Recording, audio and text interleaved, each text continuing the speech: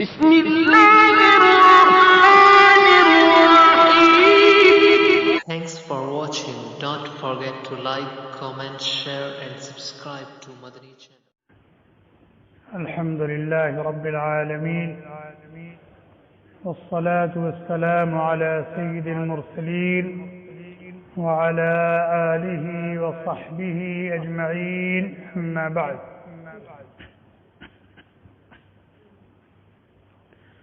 أعوذ بالله من الشيطان الرجيم. بسم الله الرحمن الرحيم. يا أيها الذين آمنوا اتقوا الله وكونوا مع الصادقين. عن عبد الله بن مسعود رضي الله عنه قال: قال رسول الله صلى الله عليه وسلم: عليكم بالصدق فإن الصدق يهدي إلى البر، وإن البر يهدي إلى الجنة، وما يزال الرجل يصدق ويتحرى الصدق حتى يكتب عند الله صديقا، وإياكم والكذب فإن الكذب يهدي إلى الفجور، وإن الفجور يهدي إلى النار، ولا يزال الرجل يكذب ويتحرى الكذب حتى يكتب عند الله كذابا. رواه البخاري ومسلم. وعن حكيم بن حزام رضي الله عنه قال: قال رسول الله صلى الله عليه وسلم: البيعان بالخيار ما لم يتفرقا، فإن صدقا وبينا بورك لهما في بيعهما، وإن كذبا وكتما محقت بركة بيعهما. رواه البخاري ومسلم. وعن الحسن بن علي رضي الله عنه قال: حفظت من رسول الله صلى الله عليه وسلم: دع ما يريبك إلى ما لا يريبك، الصدق طمأنينة والكذب ريبة. رواه الترمذي، أو كما قال النبي صلى الله عليه وسلم. اللہ تعالیٰ نے قرآن کریم میں اپنے بندوں اور اپنے بندیوں کو دو طرح سے مخاطب فرمایا. اپنے بندوں اور اپنی بندیوں کو دو طرح سے مخاطب فرمایا، دو انداز سے مخاطب فرمایا. کہیں تو مخاطب فرمایا یا ایھا الناس کہہ کر، اور کہیں مخاطب کیا ہے یا ایھا الذین آمنوا کہہ کر. جیسے فرمایا یا ایھا الناس اعبدوا ربکم، یا ایھا الناس کلوا مما فی الارض حلالا طیبا، یا ایھا الناس ضرب مثل فاستمعوا له، یا ایھا الناس اتقوا ربکم الذی خلقکم من نفس واحدہ، یا ایھا الناس اتقوا ربکم ان زلزلۃ الساعۃ شیء عظیم. ایک تو یا ایھا الناس کے ذریعے سے اللہ تعالیٰ نے اپنے بندوں اور اپنی بندیوں کو مخاطب کیا، اور ایک دوسرا انداز ہے یا ایھا الذین آمنوا، یا ایھا الذین آمنوا انفقوا من طیبات ما کسبتم، یا ایھا الذین آمنوا اتقوا اللہ حق تقاته، یا ایھا الذین آمنوا اتقوا اللہ وقولوا قولا سدیدا، یا ایھا الذین آمنوا استعینوا بالصبر والصلاۃ. تو جہاں فرمائے یا ایھا الناس تو وہاں جن بھی مخاطب ہے اور انس بھی مخاطب ہے. لفظ ناس جب بولا جاتا ہے تو اس سے جنات بھی مراد ہوتے ہیں اور انسان بھی مراد ہوتے ہیں. جب انس بولا جاتا ہے تو اس سے صرف انسان مراد ہوتے ہیں، اور جب جن بولا جاتا ہے تو اس سے صرف جنات مراد ہوتے ہیں. لیکن جب ناس بولا جاتا ہے یا ایھا الناس تو اس سے انسان اور جن دونوں مراد ہوتے ہیں. دونوں اس کے مخاطب. تو جب اللہ تعالیٰ نے فرمایا یا ایھا الناس، تو اس کا مطلب یہ ہے کہ وہ تمام لوگ جو انسان ہیں اور وہ تمام لوگ جو جن ہیں، چاہے وہ مرد ہوں، چاہے وہ عورتیں ہوں، اور چاہے وہ ماننے والے ہوں، مطیع و فرما بردار ہوں، چاہے نہ ماننے والے ہوں، باغی اور نافرمان، سب مخاطب. یا ایھا الناس کے اندر سب شامل ہے، یہودی بھی شامل ہے، عیسائی بھی شامل ہے، مجوسی بھی شامل ہے، اور ہندو بھی شامل ہے، سب مراد ہے. لیکن جب یا ایھا الذین آمنوا فرمایا تو اس سے صرف وہ لوگ مخاطب ہیں جنہوں نے اپنے آپ کو اللہ تعالیٰ کی اطاعت و فرما برداری میں، اللہ تعالیٰ کی بندگی میں دے دیا. اللہ تعالیٰ سے یہ ایگریمنٹ کر لیا ہے، معاہدہ کر لیا ہے، ہم آپ کے ہیں اور آپ کے رہیں گے، آپ کی مان کر زندگی گزاریں گے اور گزارتے رہیں گے. اسی لیے فرمایا یا ایھا الذین آمنوا، ہے وہ لوگ جو اپنے آپ کو میری غلامی میں دے چکے ہو، میرے بن کر اور میری مان کر زندگی گزارنے کا مجھ سے عہد و پیمان کر چکے ہو. یہ ہے یا ایھا الذین آمنوا کا. حضرت عبداللہ بن مسعود رضی اللہ تعالی عنہ فرماتے ہیں کہ جب تم قرآن پڑھو اور کہیں یا ایھا الذین آمنوا آ جائے، جب تم قرآن سن رہے ہو اور کہیں یا ایھا الذین آمنوا آ گیا تو ہمتن متوجہ ہو جاؤ، ہمتن متوجہ ہو جاؤ اور توجہ سے پڑھو اور توجہ سے سنو اور دیکھو کیا کہا جا رہا ہے. اس لیے کہ جب اللہ تعالیٰ یا ایھا الذین آمنوا کے ذریعے سے خطاب فرماتے ہیں تو یا تو کوئی بہت بڑا خیر ہے جس کا حکم دے رہے ہیں اور جس کو کر کے بندہ دنیا میں بھی کامیاب ہو سکتا ہے اور آخرت میں بھی کامیاب ہو سکتا ہے. جب اللہ تعالیٰ نے یا ایھا الذین آمنوا کہا تو ہمتن متوجہ ہو جاؤ، غور سے سنو، غور سے پڑھو. اور اللہ تعالیٰ کسی کام سے تم کو منع کر رہے ہیں اور جس کام سے منع کر رہے ہیں اس سے رک کر، اس سے بچ کر تم دنیا میں بھی بہت ساری آفات و بلیات اور بہت سارے شرور و فتن سے بچ سکتے ہو اور آخرت میں بھی تمہیں نجات مل سکتی ہے اس کی برکت. تو انہی آیات میں سے جس کے اندر اللہ تعالیٰ نے اپنے بندوں اور اپنی بندیوں کو یا ایھا الذین آمنوا کہہ کر مخاطب، ایک آیت یہ یا ایھا الذین آمنوا، اے وہ بندوں اور بندیوں جنہوں نے اللہ کے بن کر اور اللہ کی مان کر زندگی گزارنے کا عہد و پیمان کر لیا ہے، اتقوا اللہ، اتقوا اللہ، متقی بنو، تقوی اور پرہیزگاری کی زندگی گزارو، اللہ کی مرضیات پر چلو اور چلنے کی کوشش کرو اور نامرضیات سے بچو اور بچنے کی کوشش کرو، اور اسی فکر اور کوشش کے ساتھ دنیا سے چلے جاؤ. اے اللہ یہ تو بہت مشکل کام، بہت مشکل کام ہے. کہہ رہا آسان کر دیں، وَكُونُوا مَعَ الصَّادِقِينَ. جو لوگ اس کوشش میں لگے ہوئے ہیں ان سے دوستی کر لو، تمہارے لیے یہ کام کرنا آسان ہو جائے. جو لوگ اس نعمت سے مالا مال ہو چکے ہیں ان کے ساتھ اٹھنا بیٹھنا شروع کر دو، یہ چیز تمہاری طرف بھی منتقل ہو جائے، تمہیں بھی مل جائے. ان کے پاس آنا جانا شروع کرو، ان سے دوستی کر لو، ان سے ملو جلو، ان کے پاس جاؤ، ان کو اپنے پاس بلاؤ، تو جو چیز ان کو مل چکی ہے وہ دھیرے دھیرے تم کو بھی ملنا شروع ہو جائے.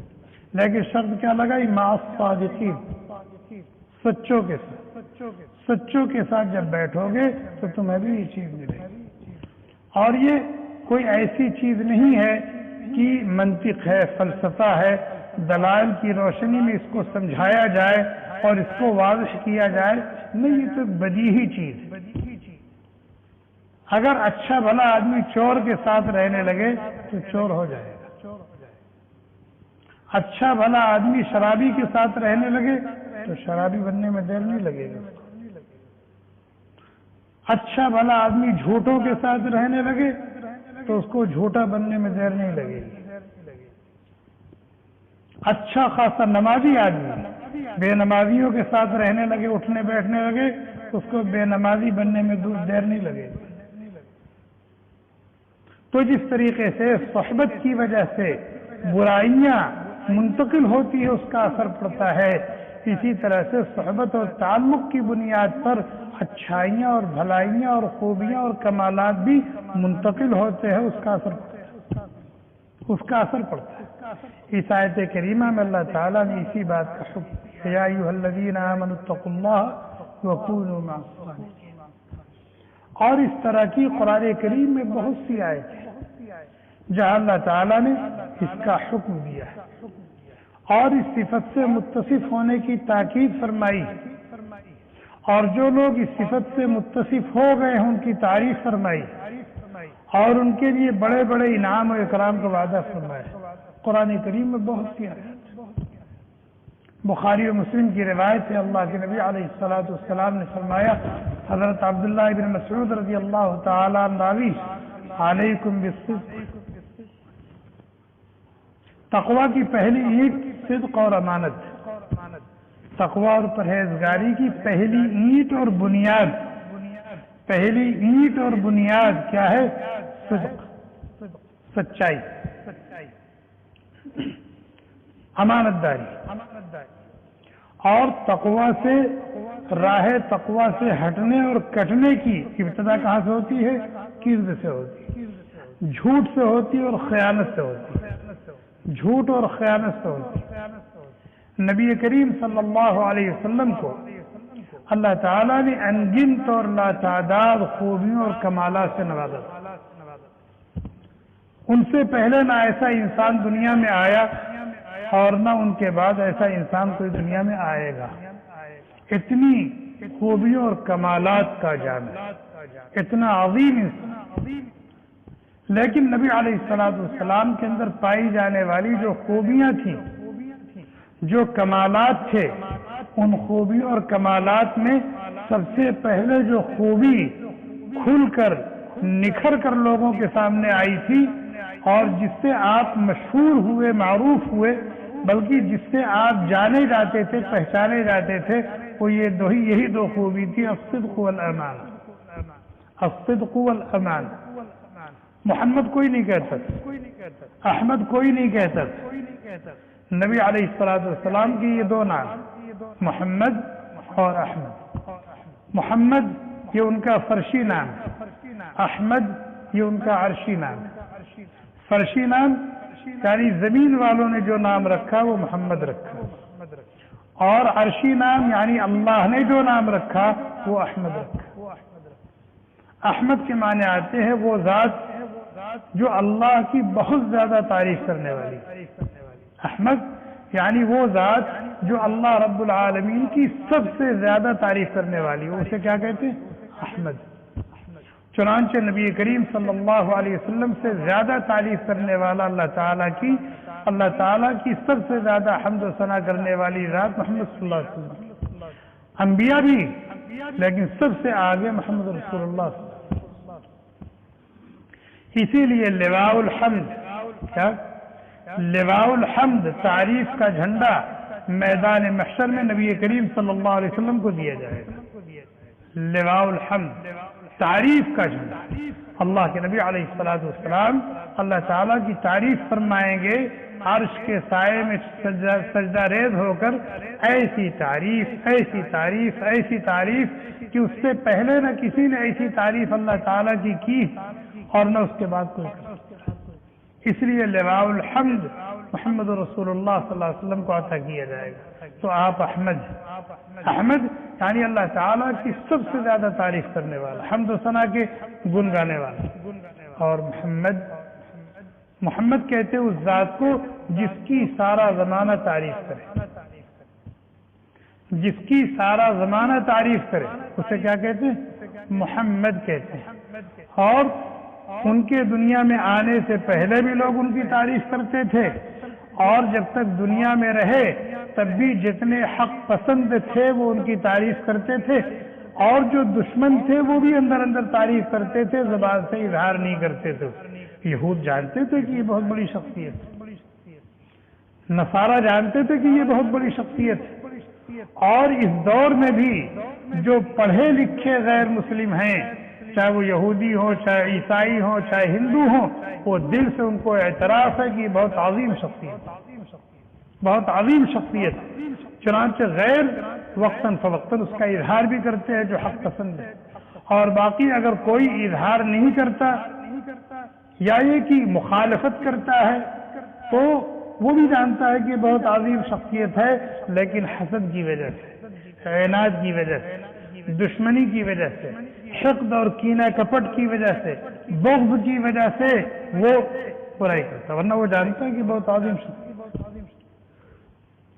بہرحال نبی کریم صلی اللہ علیہ وسلم کی جو صفات سب سے پہلے نکھر کر کے آئی ہے وہ کون ہے؟ الصادق الامین، اور آپ کو لوگ اسی نام سے جانتے تھے، محمد کوئی نہیں کہتا، احمد کوئی نہیں کہتا، لوگ الصادق الامین کہتے تھے، جاء الصادق الامین، جاء الصادق، اور اللہ کے نبی علیہ الصلوۃ والسلام نے اپنی امت کو جہاں بہت زیادہ نصیحتیں کی ہیں اور اچھائیوں اور خوبیوں سے متصف ہونے کی ترغیب دی ہے، تاکید کی ہے، وہی صفت صدق و امانت کو پہلے نمبر پر رکھا۔ چنانچہ حضرت معاذ رضی اللہ تعالیٰ نے کہا مجھے کچھ نصیحت کرنی ہے، اور یہی درخواست حضرت ابو ذر رضی اللہ تعالیٰ نے، تو مختلف اوقات میں مختلف صحابہ نے کی، آپ نصیحت فرمائے اصدقوا اذا حدثتم، اصدقوا اذا حدثتم، جب تم بولو تو واقعے کے مطابق بولو، سچ بولو، واقعے کے خلاف مت بولو، جھوٹ مت بولو، اصدقوا اذا حدثتم، واعتمنوا اذا تمنتم، اور جب تم پر بھروسہ کیا جائے، تم پر اعتماد کیا جائے اور تم کو امین سمجھا جائے، امین بنایا جائے، تو تم اس کا پاس و لحاظ رکھو، کسی کے اعتماد کو ٹھیس نہ پہنچے، امانت میں خیانت مت کرو۔ اللہ کے نبی علیہ الصلوۃ والسلام نے اپنے ارشادات اس کی بڑی تاکید فرمائی، چنانچہ فرمایا علیکم بالصدق، صدق اور سچائی کو اپنے اوپر لازم رکھو، اپنے قول میں بھی سچے بنو اور اپنے عمل میں بھی سچے بنو اور اپنے حال میں بھی سچے بنو، نہ تو تمہارا قول خلاف واقعہ ہو اور جھوٹ ہو، اور نہ تمہارا کوئی عمل خلاف شرع اور جھوٹ ہو، اور نہ تمہارا کوئی حال خلاف واقعہ، سچ۔ علیکم بالصدق، کیوں؟ فرمایا فإن الصدق يهدي إلى البر، اس لیے کہ صدق اور سچائی انسان کو بھلائی کے راستے پر ڈال دیتی ہے، وَإِنَّ الْبِرَّ يَهْدِي إِلَى الْجَنَّةِ، اور بھلائی انسان کو جنت میں پہنچا دیتی ہے، اور فرمایا انسان سچ بولتا رہتا ہے، سچائی اختیار کرتا رہتا ہے، سچائی اختیار کرنے کی کوشش کرتا رہتا ہے، یہاں تک کہ اللہ تعالیٰ کے رجسٹر میں اس کو کیا لکھ دیا جاتا ہے؟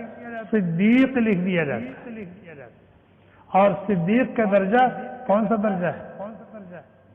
اولئک الذین انعم اللہ علیہم من النبیین والصدیقین، نبوت کے بعد جو دوسرا درجہ ہے وہ صدیقیت کا درجہ ہے، اور یہ مقام کس کو کیسے حاصل ہوتا ہے؟ فرمایا آدمی سچ بولتا رہتا ہے، سچ بولتا رہتا ہے اور جھوٹ سے بچتا رہتا ہے، سچ بولنے کی کوشش کرتا رہتا ہے، جھوٹ کے قریب جانے سے بچتا رہتا ہے، صدیق لکھ دیا جاتا ہے۔ نبوت کسی کو نہیں مل سکتی ہے، اب نبوت کسی کو نہیں مل سکتی، لیکن صدیقیت کا دروازہ کھلا ہوا ہے، صدیقیت کا دروازہ کھلا ہوا ہے۔ جو آدمی صدیق بننا چاہے، مقام صدیقیت پر فائز ہونا چاہے، وہ بن سکتا ہے، محنت کرے، کوشش کرے۔ طریقہ کیا ہے؟ اللہ کے نبی نے بتا دیا علیکم بالصدق فإن الصدق يهدي إلى البر وإن البر يهدي إلى الجنة ولا يزال الرجل يصدق ويتحرى الصدق حتى يكتب عند الله صديقا، کہ آدمی سچ بولتا رہتا ہے اور سچ بولنے کی کوشش کرتا رہتا ہے، یہاں تک کہ اللہ تعالیٰ کے رجسٹر میں صدیق لکھ دیا جاتا ہے اور مقام صدیقیت پر اس کو فائز کر دیا جاتا ہے۔ اس کے برخلاف فرمایا وَإِيَّاكُمْ وَالْكَذِبَ، جھوٹ اور خلاف واقعہ بات کہنے اور کرنے سے اپنے آپ کو بچا۔ کیوں؟ فَإِنَّ الْكَذِبَ يَهْدِي إِلَى الْفُجُورِ، اس لیے کہ انسان کے راہ حق سے ہٹنے کی ابتدا کذب سے ہوتی ہے۔ جب انسان جھوٹ بولتا ہے تو برائی کے راستے پر جاتا ہے، اور اپنے اس بولے ہوئے جھوٹ کو سنبھالنے کے لیے اس کو پھر نہ جانے کتنے جھوٹ بولنے پڑتے ہیں۔ جو جھوٹ اس نے بول دیا ہے، اس جھوٹ کو سنبھالنے کے لیے پھر نہ جانے کتنے جھوٹ اس کو بولنے پڑتے ہیں۔ جھوٹ بول کر آدمی برائی کے راستے پر پڑ جاتا ہے، اور برائی کا راستہ کہاں لے جاتا ہے؟ جہنم کی طرف لے جاتا ہے۔ وَإِنَّ الْفُجُورَ يَهْدِي إِلَى النَّارِ، شر اور برائی کا راستہ جہنم تک لے جاتا ہے۔ آگے فرمایا وَلَا يَزَالُ الرَّجُلُ يَكْذِبُ، آدمی جھوٹ بولتا ہے، جھوٹ بولتا ہے، جھوٹ بولتا رہتا ہے اور جھوٹ گھڑتا رہتا ہے، گڑھ گھڑ کے بولتا رہتا ہے، یہاں تک کہ اللہ تعالیٰ کے رجسٹر میں کیا لکھ دیا جاتا ہے؟ کذاب لکھ دیا جاتا ہے، کذاب لکھ دیا جاتا ہے، اور کذاب کا ٹھکانہ کہاں ہے؟ جہنم۔ کذاب کا ٹھکانہ جہنم۔ تو صدق یہ بہت اونچی صفت ہے، اور یہ جتنی اونچی اور اعلیٰ صفت ہے، کذب اتنی ہی نیچی اور گھٹیا صفت ہے۔ صفت صدق سے متصف ہو کر انسان جتنا اونچا ہوتا ہے، صفت کذب سے متصف ہو کر اتنا ہی زیادہ گرتا ہے، ذلیل، رسوا اور خوار ہوتا ہے۔ اسی طریقے سے امانت اور خیانت کا مسئلہ۔ امانت داری انسان کو مقام بلند عطا کرتی ہے، اور خیانت انسان کو ذلت و رسوائی کے گڑھے میں ڈھکیل دیتی ہے۔ تو ہمیں اہتمام کے ساتھ اپنے آپ کو صفت صدق اور سچائی کے ساتھ متصف کرنے کی ضرورت ہے، اور جھوٹ اور کذب سے بچنے کی کوشش کرنی چاہیے۔ امانت داری کا پورا لحاظ رکھنا چاہیے، اور خیانت سے بچنے کی فکر کرنی چاہیے، کوشش کرنی چاہیے۔ اور میں نے پہلے بتایا تھا کہ صدق کا تعلق صرف بول سے نہیں ہے، صدق کا تعلق بول سے بھی ہے، کہ جو بول بولو واقعے کے مطابق بولو۔ مثال کے طور پر ایک آدمی ابھی نہیں آیا ہے، آپ کہہ رہے ہیں آ گیا، آپ کی یہ بات خلاف واقعہ ہے کہ نہیں؟ یہ جھوٹ۔ ایک آدمی آ گیا ہے، آپ کہہ رہے نہیں آیا، تو خلاف واقعہ ہے نا، یہ جھوٹ۔ آپ نے ایک کام کیا ہے، پوچھا گیا آپ نے کیا، آپ نے کہا نہیں کیا، خلاف واقعہ ہوا، یہ جھوٹ۔ آپ نے کیا ہے، آپ سے پوچھا گیا، آپ نے کہا ہاں ہم نے کیا، واقعے کے مطابق ہے، یہ سچ، یہ سچ۔ تو جو بات واقعے کے مطابق ہو وہ بات کہہ دی جائے یہ سچ ہے، اس کے خلاف کہا جائے تو یہ جھوٹ ہے۔ اسی طریقے سے اس کا تعلق، صدق کا تعلق آدمی کے عمل سے بھی۔ شریعت نے ایک کام کو کرنے کا حکم دیا ہے یا اجازت دی ہے، آپ اس کام کو کر رہے ہیں، آپ صادق فی العمل، اپنے عمل میں آپ سچے ہیں، اس لیے کہ واقعی کے مطابق شریعت نے اس کا حکم دیا ہے، اس کی اجازت دی۔ اور ایک کام شرعاً ممنوع ہے، شریعت نے منع کیا، اب آپ وہ کر رہے ہیں، یہ آپ کاذب فی العمل ہے، آپ کا یہ عمل خلاف واقع ہے، خلاف شرع ہے، تو جھوٹ ہے، جھوٹ۔ تو آدمی اپنے عمل میں بھی سچا اور جھوٹا ہوتا ہے، اسی طرح سے آدمی اپنے حال میں بھی سچا اور جھوٹا ہوتا ہے۔ ایک آدمی متقی نہیں ہے، اپنے آپ کو متقی ظاہر کر رہا ہے، خلاف واقعہ ہے کہ نہیں؟ خلاف واقعہ ہے کہ نہیں؟ ایک آدمی کے دل میں خشیت خداوندی نہیں ہے، لیکن لوگوں کو جھانسے میں لینے کے لیے، لوگوں کو دھوکہ دینے کے لیے آدمی ظاہر کر رہا ہے اپنے چہرے مہرے سے، اپنی وضاقتہ سے، اپنی نشست و برخاست سے، کہ میں چنی ہوں، چنا ہوں، میں ایسا ہوں، ویسا ہوں۔ یہ کیا ہے؟ کاذب فی الحال ہے، کاذب فی الحال. تو اللہ تعالیٰ نے ہمیں حکم دیا ہے کہ ہم اپنے قول میں بھی سچے ہوں، جھوٹ سے بچیں، اپنے عمل میں بھی سچے ہوں اور جھوٹ سے بچیں، اور اپنے حال میں بھی سچے ہوں، جھوٹ سے بچیں. اسی طرح سے امانت کا تعلق اور خیانت کا تعلق ہم لوگ سمجھتے ہیں صرف مال سے. اگر کسی سے پوچھا جائے امانت داری کا مطلب کیا ہے تو وہ یہ کہے گا جیسے مثال کے طور پر کسی نے آپ کے پاس کوئی چیز امانت کے طور پر رکھی ہے تو جو کی توں وقت آنے پر اس کو دے دیں، یہ امانت داری ہے.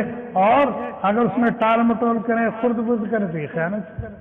تو ہم لوگوں کی امانت اور خیانت کا تعلق صرف چیزوں سے ہے، روپے پیسے سے ہے، ساز و سامان سے ہے. حالانکہ ایسا نہیں،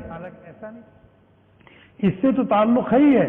اس کے علاوہ مثال کے طور پر آپ سے کسی نے مشورہ لیا، آپ سے کسی نے مشورہ لیا کہ میں یہ کام کرنا چاہتا ہوں اور اس سلسلے میں آپ سے رہنمائی چاہتا ہوں، مشورہ چاہتا ہوں. اب آپ کی سمجھ میں ایک بات آئی کہ یہ کام اس کو کرنا چاہیے، یہ صحیح بات آپ کے دل میں آئی کہ یہ کام اس کو کرنا چاہیے، اس کو مشورہ دے دیا. لیکن آپ نے یہ سوچا کہ اگر میں نے مشورہ دے دیا اور اس نے کام شروع کر دیا تو ترقی کرے گا، آگے بڑھے گا، اس لیے آپ نے کہا نہیں، مناسب نہیں، مناسب نہیں. تو یہ کیا ہے؟ خیانت ہے. یہ کیا ہے؟ خیانت. اور مشورہ لیا پوری دیانتداری کے ساتھ، جو بات آپ کے دل میں آئی آپ اس کو بتا دیں کہ میری سمجھ میں یہ آ رہا. یہ کیا ہے؟ امانت داری. اور جو اس نے مشورہ لے لیا، آپ نے مشورہ دے دیا، اب آپ اس کو ہضم کر جائیں، اپنے تک رکھیں، کسی کو بتائیں نہ، یہ امانت داری. اور آپ نے کہنا شروع کر دیا وہ فلاں آیا تھا اس سلسلے میں اس نے مشورہ لیا تو میں نے یہ مشورہ دے دیا، اب یہ خیانت ہو رہی ہے، یہ خیانت ہو گئی. اسی لیے اللہ کے نبی علیہ السلام نے فرمایا المستشار مؤتمن، جس سے مشورہ لیا جائے اس کو امانت دار ہونا چاہیے، اور امانت داری کے ساتھ جو بات سمجھ میں آئے اس کو مشورہ دیا جائے، اور پھر اس پورے معاملے کو اپنی ذات تک رکھا جائے، اس کو افشا نہ کیا جائے، اس کو بتایا نہ جائے. یا اسی طریقے سے چند آدمی ہیں، انہوں نے کسی موضوع پر بیٹھ کر کے غور و فکر کیا، سوچا، مشورہ کیا، بات ختم ہو گئی مجلس، اب اس نے اس کو بتا دیا، اس نے اس کو بتا دیا، اس نے اس کو بتا دیا، تو یہ بھی خیانت ہے، یہ بھی خیانت. تو یہ چیزیں بھی، ان کا تعلق بھی کیا ہے؟ خیانت. خیانت کی ایک مثال اور سن لیں.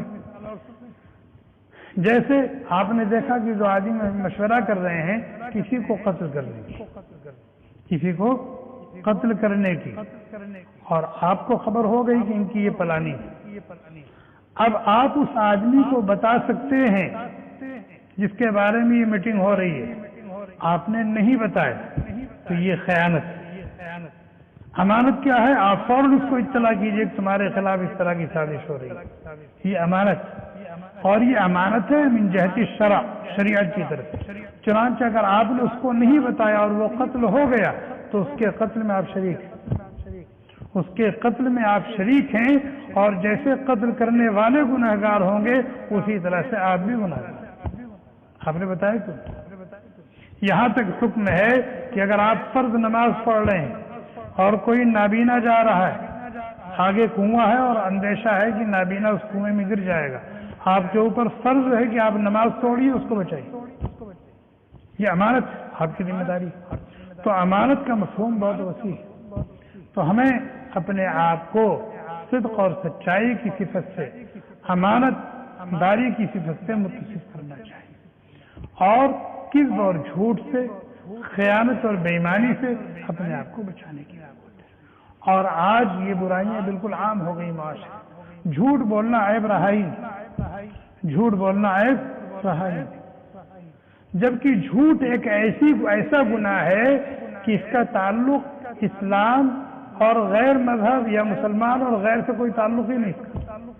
اگر سلیم الفطرت انسان ہے، چاہے وہ یہودی ہو، چاہے وہ عیسائی ہو، چاہے وہ ہندو ہو، اگر سلیم الفطرت انسان ہے تو وہ جھوٹ کو عیب سمجھتا ہے، جھوٹ کو عیب سمجھتا ہے، خیانت اور بے ایمانی کو عیب سمجھتا ہے. لیکن آج کل مسلم معاشرے میں بھی یہ چیزیں عیب نہیں رہ گئی، اس کو فن سمجھا جانے لگا، اور باقاعدہ اس کی لوگ روٹی کھاتے ہیں.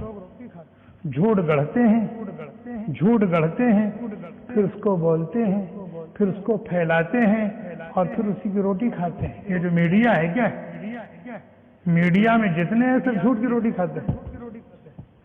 ریڈیو پر ہیں, ٹیلی ویژن پر ہیں, اخبار میں ہیں. یہ جو میڈیا ہے یہ جھوٹ کا پلندہ ہے. یہ جو اخبار آ رہا ہے آپ کے پاس 16 صفحے کا 18 صفحے کا, یہ جھوٹ کا پلندہ ہے. یہ جو ٹیلی ویژن پر اور ریڈیو پر پروگرام آ رہے ہیں خبروں کی شکل, یہ جھوٹ کا پلندہ ہے. جھوٹ کا پلندہ ہے. اور جیسے جھوٹ بولنا گناہ ہے ایسے ہی جھوٹ پڑھنا بھی گناہ ہے. ایسے ہی جھوٹ سننا بھی گناہ ہے. جھوٹ سننا بھی گناہ ہے, جھوٹ بولنا بھی گناہ ہے, جھوٹ لکھنا بھی گناہ ہے, اور جھوٹ پڑھنا بھی گناہ ہے. اگر اخبار میں غلط خبر ہے آپ نے اس کو پڑھ لیا, آپ جھوٹ پڑھ رہے ہیں. اور جب آدمی پڑھتا ہے سنتا ہے تو پھر اس کو بیان بھی کرتا ہے. اسی لیے اللہ کے نبی علیہ الصلوۃ والسلام نے فرمایا کفا بالمرء کذبا ان يحدث بكل ما سمع. انسان کے جھوٹا ہونے کے لیے اتنی بات کافی ہے کہ ہر سنی سنائی بات, ہر پڑھی پڑھائی بات بلا تحقیق آگے بڑھا. تو ایسے دھیرے دھیرے آدمی جھوٹا ہو جاتا ہے. اللہ تعالی ہم سب کو دین کی سمجھ عطا فرمائے, اور وہ خوبیاں اور وہ کمالات, وہ اچھی اچھی عادات اور صفات جو ایک شریف آدمی کے اندر ہونی چاہیے, اللہ تعالیٰ ان صفات سے ہمیں متصف ہونے کی توفیق عطا فرمائے. اور وہ گندی اور بری عادات و صفات جو ایک شریف انسان کے اندر نہیں ہونی چاہیے, اللہ تعالیٰ ہم سب سے اس سے بچنے اور دور رہنے کی توفیق عطا فرمائے. سبحانک اللہم و بحمدک ونشہد ان لا الہ الا انت ونستغفرک ونتوب الیک. سبحان ربک رب العزة عما یصفون وسلام علی المرسلین والحمد للہ.